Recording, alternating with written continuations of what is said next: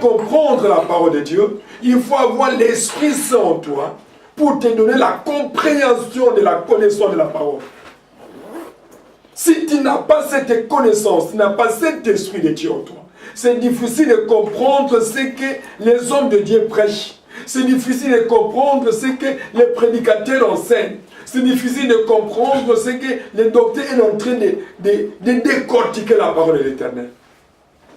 Nicodème aussi était un docteur de la loi. Mais il s'est croisé face à un docteur au-dessus de tous les docteurs. Alléluia. Amen. Et Christ se connaissait les sentiments de Nicodème. Connaissait la pensée de Nicodème. Et c'est pourquoi dans 6, il a dit, ce qui est né de la chair est chair. Et ce qui est né de l'esprit est esprit. Ah, en ce moment-là, Nicodème a compris. Ah mais oui, moi je suis né de la chair. Mais il faut que je puisse naître aussi de l'esprit. Alors pour naître de l'esprit, il faut passer par les baptêmes d'immersion. C'est en ce moment-là, Nicodème a pris la décision et il était convaincu d'aller recevoir les baptêmes. Bien aimé, on ne peut pas donner à un enfant comme ça les baptêmes, non. On donne à quelqu'un les baptêmes s'il a la conviction de recevoir les baptêmes. Ça, c'est le 1. Il reçoit le Seigneur dans son cœur comme Seigneur et Sauveur. Il comprend ce qui c'est les baptêmes. Après avoir compris l'enseignement des baptêmes, il est convaincu de lui-même. C'est la conviction du cœur qui va témoigner que celui-ci doit avoir les baptêmes. S'il n'est pas convaincu, on ne force personne. Car la Bible nous dit, ce qui n'est pas l'objet d'une conviction, c'est un péché. Il faut que la personne soit convaincue. Lorsque tu es convaincu que je suis né de nouveau, tu es convaincu que je dois recevoir les baptêmes, mourir avec Christ, résister avec Christ, en ce moment-là, l'administrateur du baptême t'immerge dans l'eau, tu meurs avec Christ et tu ressuscites avec Christ. Alléluia. C'est très important. On ne peut pas forcer. Même lorsque j'ai baptisé vos frères en RDC, je ne forçais pas. J'ai donné d'abord un enseignement sur le baptême. Après avoir donné l'enseignement sur le baptême, je demande à chacun qui a compris et qui a laissé la conviction. Et si quelqu'un soulève les doigts ou la main en disant que oui, papa, moi je suis convaincu et j'ai compris la signification du baptême, j'accepte d'être immergé dans l'eau. Amen. Amen. Et je les amenais ainsi chaque samedi, tous les deux assemblés. Ceux qui n'étaient pas convaincus, je les ai laissés dans leur position jusqu'à ce que le Saint-Esprit puisse travailler. Bien aimé, dans la foi chrétienne, ne forcez pas personne. Laissez la personne dans sa juste valeur de la conviction personnelle.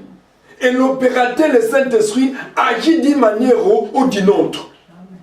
Parce que lorsque tu forces quelqu'un, en faisant par force, il pêche contre Dieu. Mais lorsqu'il est libre et convaincu par le Saint-Esprit, Dieu agrée tout ce qu'il fait. Alléluia. C'est ce qui est très important. Un jour, j'ai prêché un soulard. Ses frères aimaient beaucoup de la boisson. Aussitôt que je me suis approché avec la Bible, il a pris son verre, il a caché. J'ai dit non, ne cache rien, sois à l'aise. Au moment où je prêche, continue à prendre ta boisson. Il a dit, papa, non, on ne peut pas associer la boisson avec la parole de Dieu. J'ai dit, au moins que tu as compris. Ah puis oui. Et j'ai commencé à prêcher. Bien aimé. En pleine prédication, il a pris son verre d'eau, il a jeté. Il a pris la boisson, il a dit, je ne prendrai plus la boisson. Parce que je suis saisi par Dieu. Ce que vous me dites est réel. Alléluia. Amen. C'est ça. Et je l'ai gagné facilement. Et il est venu au Seigneur. Parce que le Saint-Esprit a fait son travail. Ne croyez pas que le Saint-Esprit va se convertir, ou le Saint-Esprit va forcer quelqu'un. Non, il convainc seulement. Il est là pour convaincre le monde en ce qui concerne les péchés, les jugements et la justice. Et c'est pourquoi Nicodème, étant un docteur de la loi, était convaincu par l'enseignement de Christ. Mais il avait cherché Christ quand? Ce n'est pas devant la foule, mais pendant la nuit, comme un voleur. Parce qu'il avait peur de sa personnalité soit mise en exerce. On me connaît que je suis un docteur de la loi. Mais il s'est croisé avec un véritable docteur des docteurs. Amen. Qui connaît la loi plus que lui. Et lorsqu'il a écouté, il a dit non. Aucun homme qui a parlé comme cet homme. Il y a quelque chose en lui. Je dois le suivre. Alléluia. Amen. Oh, c'est merveilleux. Nous continuons. Deuxième point, si l'Esprit Saint dans la vie des croyants, c'est le thème d'aujourd'hui. L'Esprit demeure dans l'esprit du croyant. L'Esprit Saint demeure dans l'esprit du croyant. Romains chapitre 8, verset 9.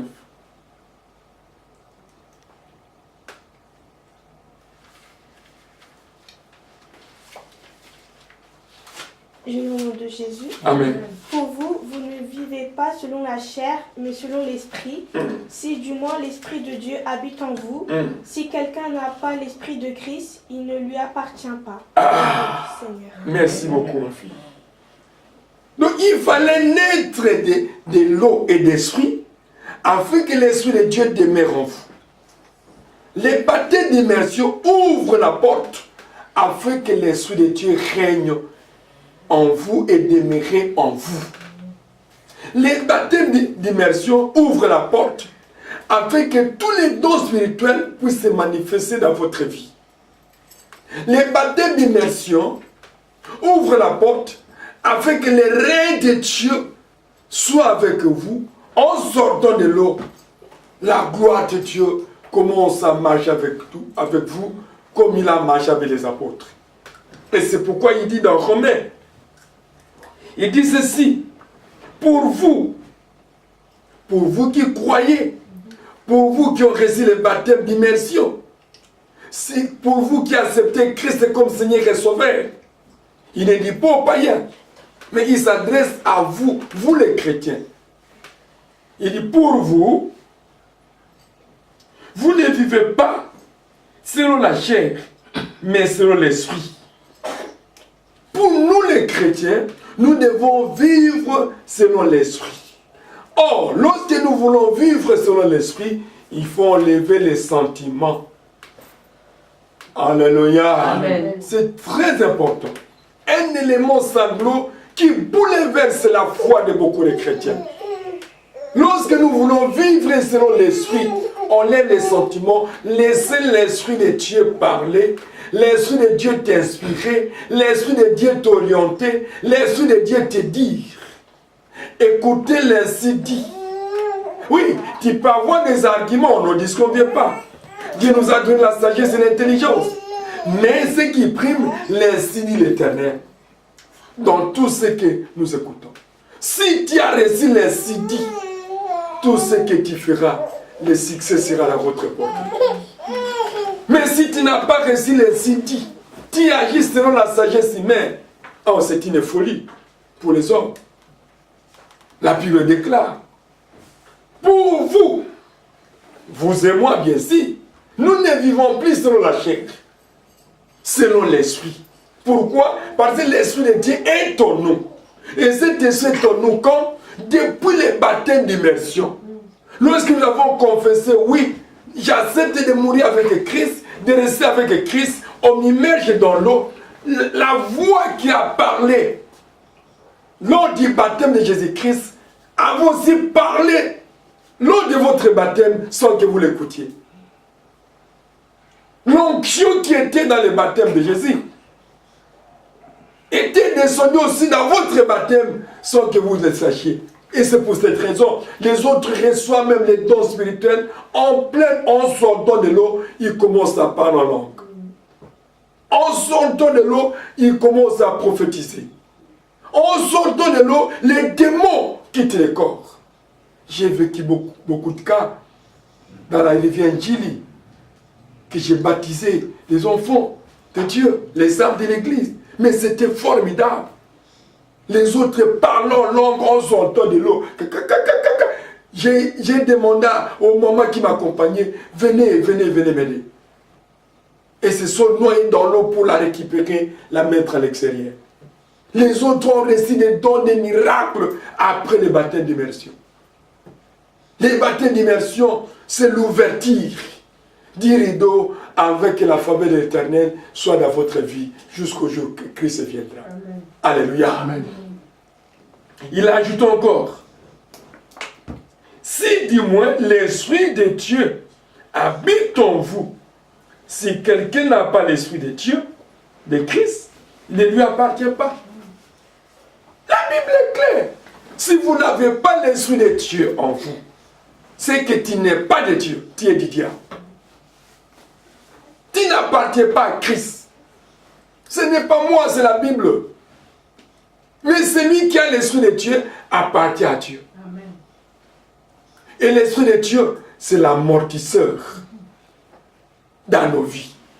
Alléluia. Amen. S'il y a un problème qui arrive, l'Esprit commence à te parler. L'Esprit commence à t'inspirer.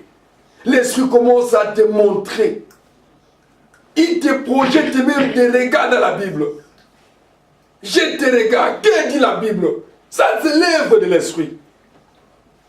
L'amortisseur dit non. Sinon, tu vas pécher.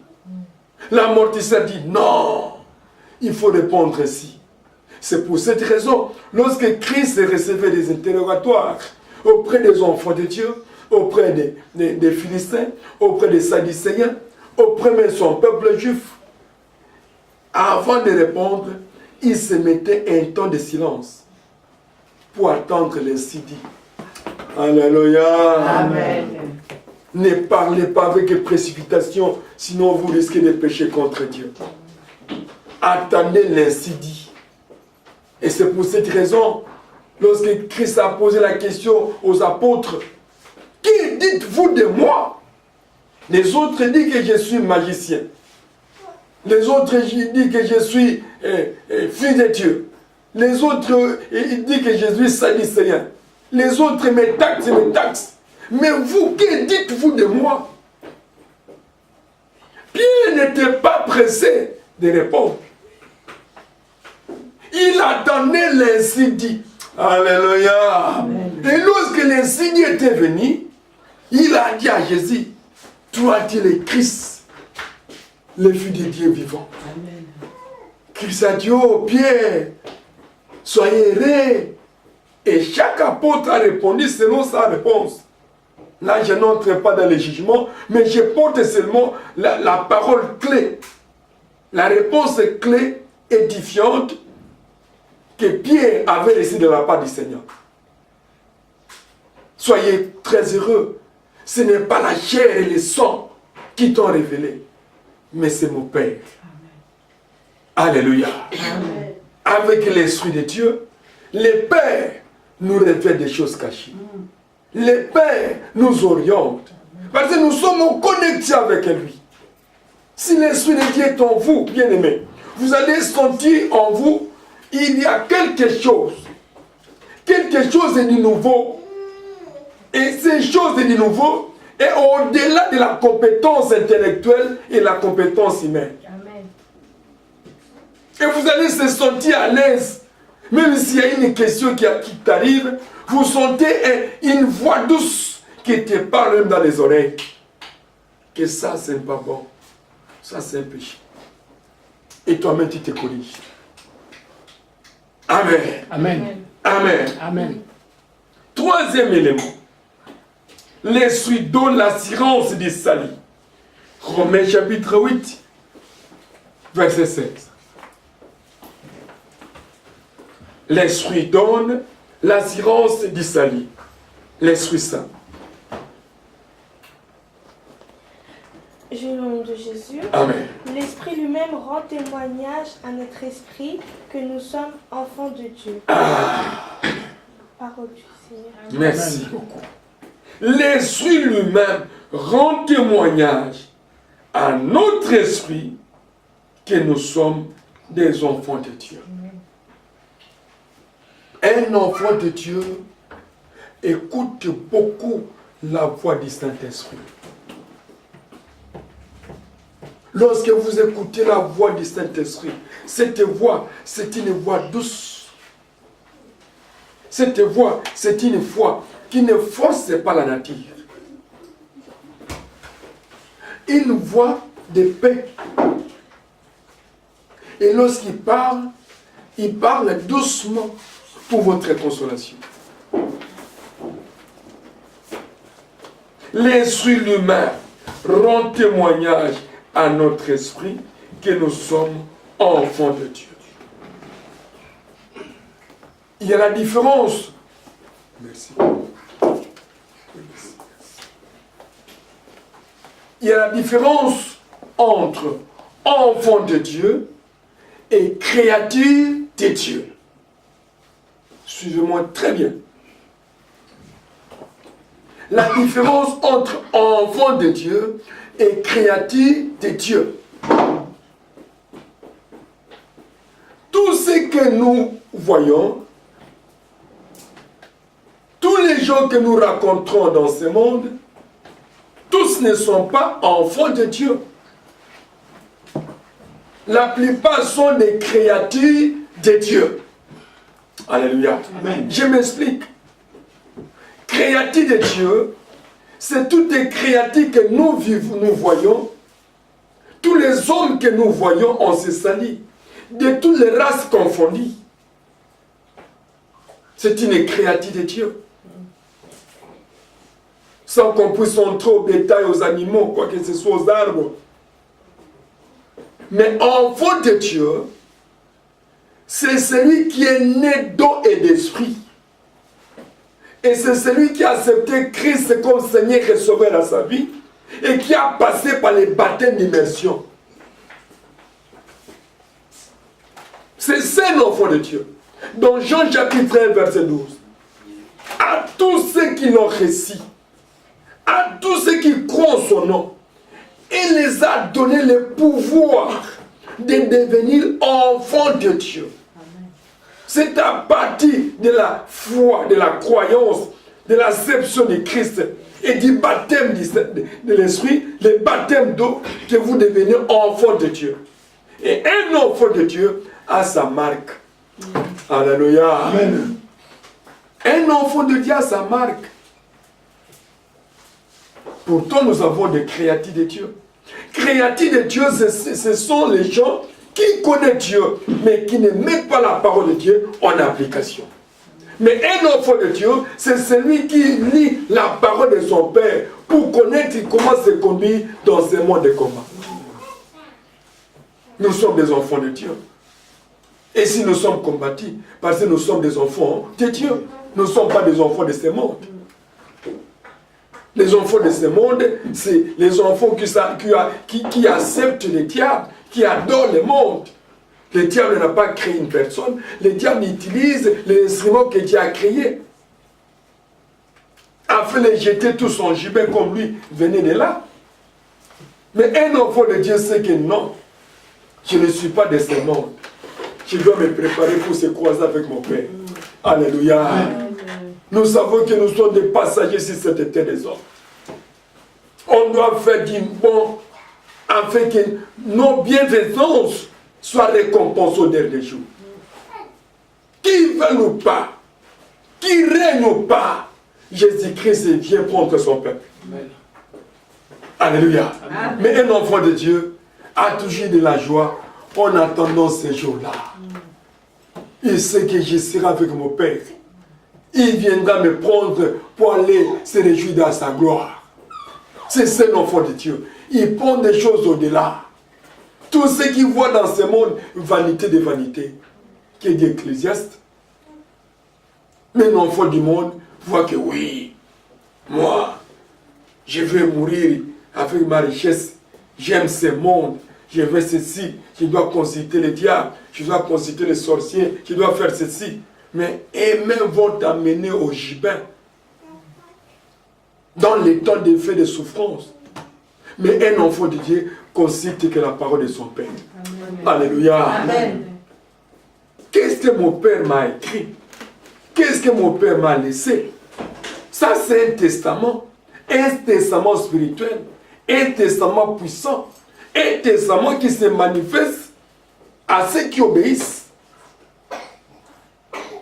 la parole du Seigneur. Un enfant de Dieu, avant de partir, il doit fléchir les genoux. Papa, je confie sèchement entre tes mains. Parce que nous avons l'adversaire, le diable. Accompagne-moi d'aller tout comme au retour. C'est un enfant de Dieu. Un enfant du diable fait des projets sans associer Dieu. Parce que c'est que leur Dieu méconnaît qu'il y a un créateur. Le monde des ténèbres trompe toujours les gens. Si vous m'adorez, je vais vous donner de l'argent. C'est les créatures de Dieu. Ton argent ne paiera pas un billet pour aller au ciel. Les billets que nous avons pour aller au ciel, c'est notre foi. Amen. Alléluia. Amen. Lorsque vous avez cette foi-là, mais non, le ciel est ouvert et Christ vous attend. Et lorsqu'il viendra, il va te prendre pour aller avec lui dans les airs. Quatrième élément. L'esprit remplit les croyants de l'humain. L'Esprit Saint remplit les croyants de l'humain. Il va vous remplir de la capacité divine. Il va vous remplir des dons spirituels. Il va vous remplir par la sagesse et la connaissance. Il va vous remplir par des dons de miracles. L'Esprit remplit les croyants de l'humain. Éphésiens chapitre 5, verset 18.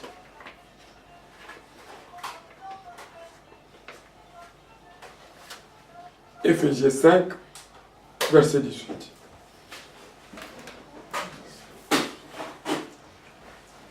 Je lui au nom de Jésus. Amen. Ne vous inivrez pas de vin, c'est de la débauche. Soyez au contraire remplis de l'esprit. Entretenez-vous par des psaumes, par des hymnes et par des cantiques spirituels, chantant et célébrant de tout votre cœur les louanges du Seigneur. Amen. Alléluia. Amen. Si Dieu nous a donné ces textes en conséquence des causes, ne vous enivrez pas de vin, c'est de la débauche. Soyez au contraire remplis de l'Esprit Saint. Ah, beaucoup de gens sont devenus des Timothée.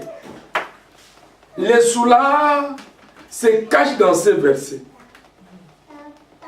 Lorsque Paul a dit à Timothée, quand tu souffres de l'estomac, prenez un peu de vin. Et beaucoup des enfants de Dieu se sont alignés dans ce contexte-là. Lorsqu'ils mangent, ils doivent prendre un peu de vin.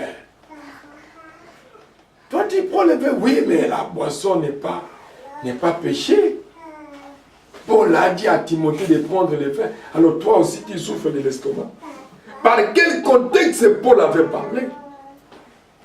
Oh, Christ a fait aussi la boisson. Mais si tu veux que moi je puisse boire, prends de l'eau, prie comme Christ a prié, moi je vais boire. Alléluia. Ça sont des versets comme des pieds de l'échange aux impies, aux soulards, pour s'échapper. Mais la boisson est condamnable. Un jour, je vous donnerai des versets de la boisson plein. Les conséquences à ceux qui s'enivrent, à tous ceux qui prennent des boissons enivrants. Maudit. Dieu ne dit pas la bénédiction, mais il dit maudit celui de bon matin court auprès des boissons enivrants. Il n'a pas dit béni. Donc il se maudit même, mais il s'échappe par les versets de Timothée. Il s'échappe de la façon dont Dieu a pris de l'eau, il a fait le vin. Il a pris de l'eau. Christ n'a pas fait une usine, mais il a pris de l'eau. Et de l'eau dans un bassin. Et ce n'est pas lui qui était parti puiser. Mais il a envoyé un des apôtres d'aller puiser de l'eau dans un bassin. Et il a prié. Ça a changé à un goût. Un goût qui était convenable puisque le goût ancien. Le goût ancien était enivrant. Mais le goût que Christ avait donné, c'est le goût de Dieu lui-même. Alléluia. Afin que personne ne puisse pas s'enivrer. Yes. Et c'est pourquoi il même sentait la révolte en disant, ah, vous nous avez donné un mauvais vin bien avant et le bon vin après.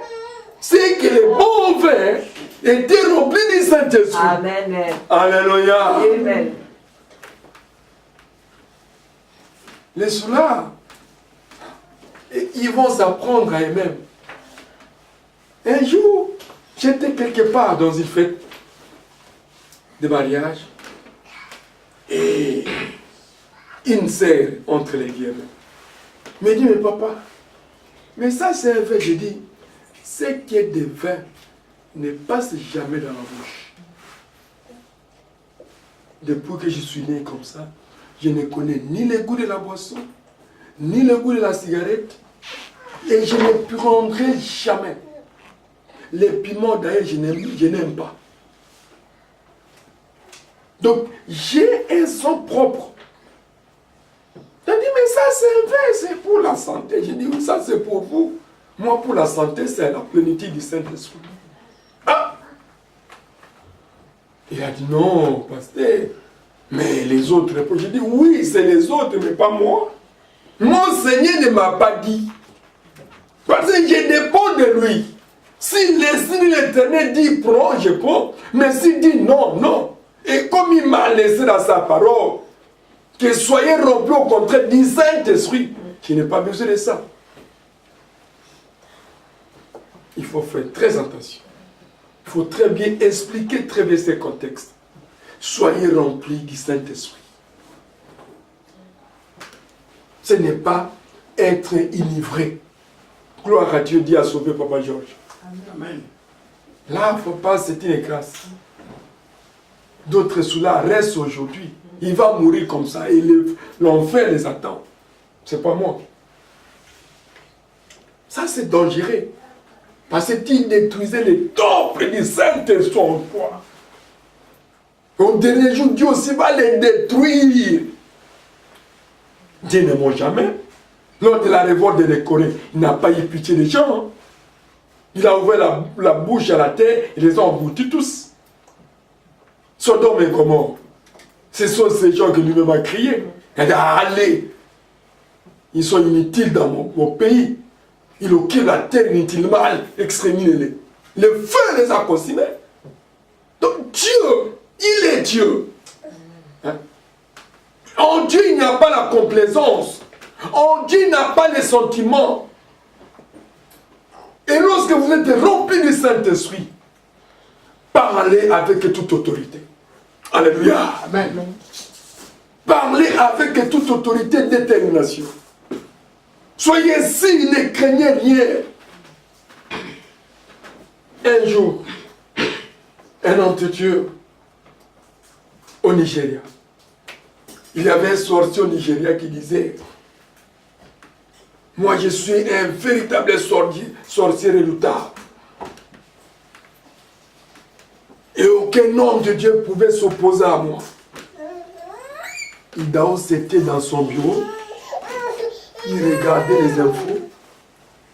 Et lorsqu'il a vu ces sorciers dans les médias, il a appelé les journalistes en question. Journalistes, c'est moi Idaosa. Dites à ces sorciers de ma tante qui ne sortent pas, fermez la porte. Les journalistes ont dit, bon, toi tu as dit que tu es un sorcier redoutable. Aucun homme de Dieu ne pouvait s'opposer à toi. Mais il y a un homme de Dieu qui arrive. Aussitôt que ces sorciers vivent dans ça, il était mouillé. Il a osé dire, toi tu dis que tu es sorcier de l'État. Mais qu'est-ce que moi je crois? Il est véritable sorcier plus que toi. Et si tu oses aujourd'hui, tu vas mourir. Que je prononce ces paroles. Il a fléchi les genoux devant notre Dieu. Alléluia. Amen. Mais vous avez tout. Amen. Vous avez la puissance de Dieu. L'Esprit de Dieu en vous, c'est la victoire. L'Esprit de Dieu en vous, c'est le succès. L'Esprit de Dieu en vous, c'est l'élévation. Ne craignez rien. Ce qui est en toi est plus fort, plus puissant, plus grand que celui qui est dans le monde. Amen.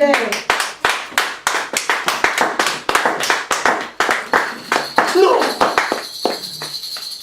À l'église de Mbinza, votre église de Mbinza Pichon, il y avait 4 sorciers qui disaient, comme il a bâti cette église dans notre quartier, il saura. On va les vaincre. Moi, je ne savais pas. Je suis parti au service.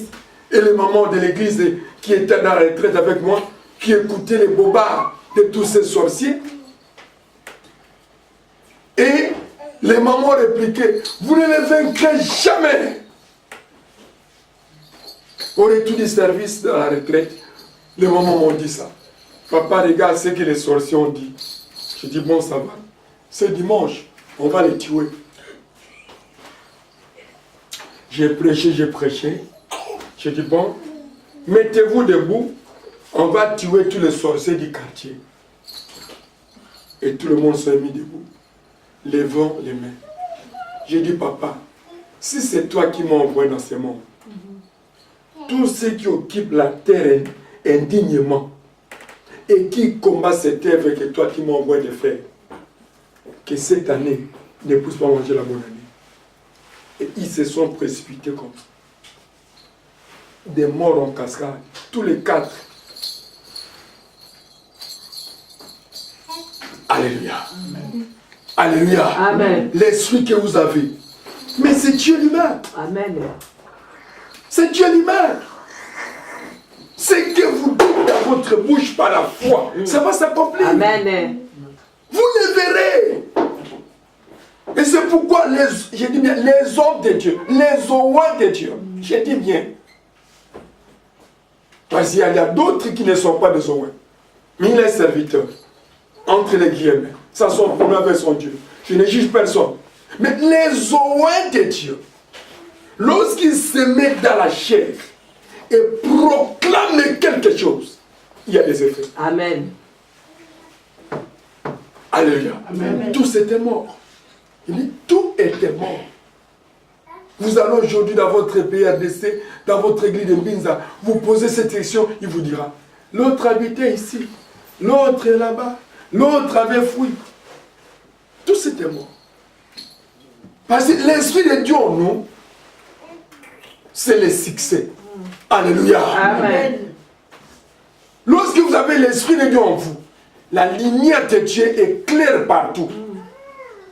Et les sorciers te voient dans votre tête comme des flammes comme ça.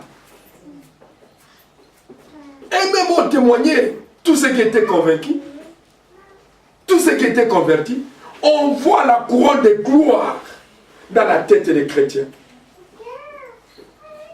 Les chrétiens sont des intouchables. L'autre me dira, mais papa, lorsque vous parlez, des feux sortent de votre bouche. Parce que l'Esprit de Dieu qui est en moi. Mais moi, je ne vois rien. Mais elle voit le feu sortir de la bouche. C'est pourquoi on a peur de toi. Je dis oui. Parce que je ne suis pas de ce monde. Vous n'êtes pas de ce monde. Alléluia.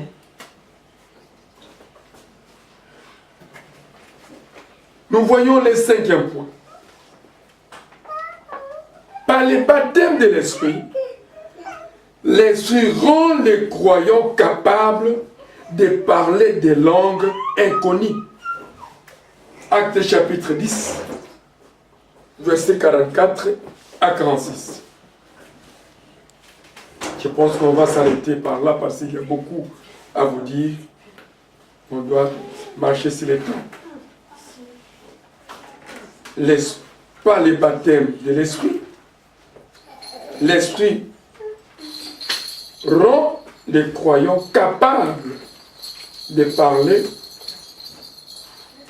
en des langues inconnues. Acte 10, 44 à 46. J'ai le nom de Jésus. Amen. Comme Pierre prononçait encore ces mots, le Saint-Esprit descendit sur tous ceux qui entendaient la parole. Tous les fidèles circoncis qui étaient venus avec Pierre furent étonnés de ce que le don du Saint-Esprit était aussi répandu sur les païens, car ils les entendaient parler en langue et glorifier Dieu. Amen. Parole du Seigneur. Amen. Ça, c'est lorsque Pierre prêchait. C'est Pierre-là qui avait régné Jésus-Christ ces 3 fois avant que les coqs chantent. Parce que l'Esprit de Dieu n'était pas en lui. Mais lorsqu'il était revêtu du Saint-Esprit, de la puissance, le langage de Pierre a changé. Alléluia. Amen. C'est pourquoi tous ceux qui sont en Christ, leur langage change. Yes. Leur façon de parler change. Leur façon de voir des choses change. Leur confession change. Différent du monde. Et les gens du monde vont te voir comme un orgueilleux. Pourtant, tu n'es pas orgueilleux. Vous avez dit la vérité. La vérité reste la vérité même si ça choque. Et elle ne veut pas la vérité, elle veut les mensonges. Or, en Christ, il n'y a que la vérité. Amen. Alléluia. Amen. Et Pierre a commencé à prêcher. Papa, même dans nos familles, maman, il faut dire la vérité. Qu'on vous haïsse ou pas, tant mieux. Christ vous aime plus que. Amen. Parce que même dans nos familles, aucun homme qui peut décider qu'aujourd'hui le Seigneur te récupère, il dit oui, comme je l'aime beaucoup, je dois partir avec lui. Rien. Allez très bien. Ok, ne pas l'amour. Mais toi, tu disais que tu l'aimes, non? Cette prédication, j'avais prêché dans un dé. On m'a appelé de prêcher.